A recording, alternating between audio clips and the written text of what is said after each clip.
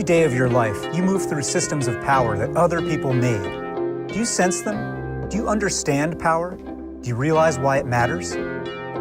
Power is something we're often uncomfortable talking about. That's especially true in civic life, how we live together in community. In a democracy, power is supposed to reside with the people, period. Any further talk about power, and who really has it, seems a little dirty, maybe even evil. But power is no more inherently good or evil than fire or physics. It just is. It governs how any form of government works. It determines who gets to determine the rules of the game. So learning how power operates is key to being effective, being taken seriously, and not being taken advantage of. In this lesson, we'll look at where power comes from, how it's exercised, and what you can do to become more powerful in public life. Let's start with a basic definition. Power is the ability to make others do what you would have them do. Of course, this plays out in all arenas of life, from family to the workplace to our relationships. Our focus is on the civic arena, where power means getting a community to make the choices and to take the actions that you want.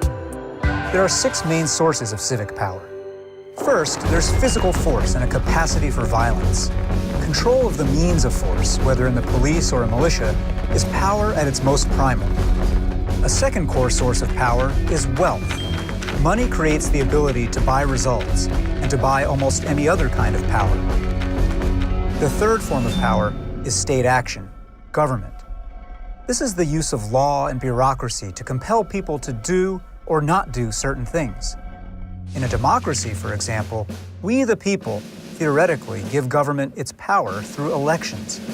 In a dictatorship, state power emerges from the threat of force, not the consent of the governed.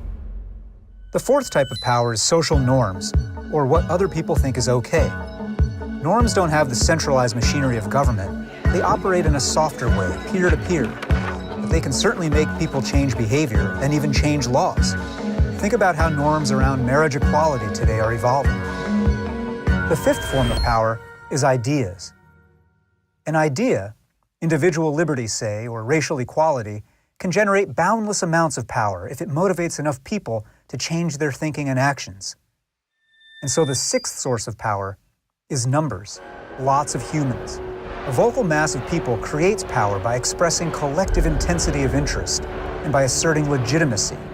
Think of the Arab Spring or the rise of the Tea Party. Crowds count. These are the 6 main sources of power, what power is. So now, let's think about how power operates. There are 3 laws of power worth examining. Law number 1, power is never static. It's always either accumulating or decaying in the civic arena. So if you aren't taking action, you're being acted upon. Law number 2, power is like water. It flows like a current through everyday life. Politics is the work of harnessing that flow in a direction you prefer. Policymaking is an effort to freeze and perpetuate a particular flow of power. Policy is power frozen. Law number 3, power compounds. Power begets more power, and so does powerlessness. The only thing that keeps law number 3 from leading to a situation where only one person has all the power is how we apply laws 1 and 2.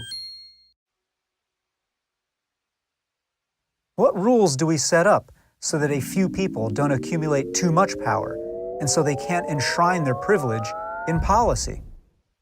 That's the question of democracy. And you can see each of these laws at work in any news story.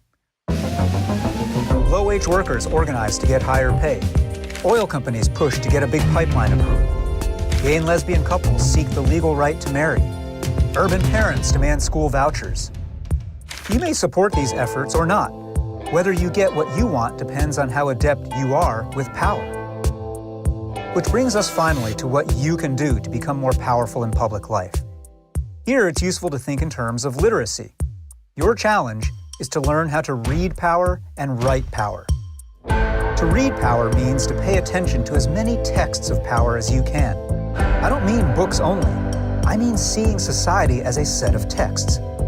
Don't like how things are in your campus or city or country? Map out who has what kind of power, arrayed in what systems. Understand why it turned out this way, who's made it so, and who wants to keep it so. Study the strategies others in such situations used. Frontal attack or indirection. Coalitions or charismatic authority. Read so you may write. To write power requires first that you believe you have the right to write, to be an author of change. You do. As with any kind of writing, you learn to express yourself, speak up in a voice that's authentic, organize your ideas, then organize other people, practice consensus building, practice conflict. As with writing, it's all about practice. Every day you have a chance to practice, in your neighborhood and beyond. Set objectives, then bigger ones. Watch the patterns, see what works. Adapt, repeat. This is citizenship. In this short lesson, we've explored where civic power comes from, how it works, and what you can do to exercise it.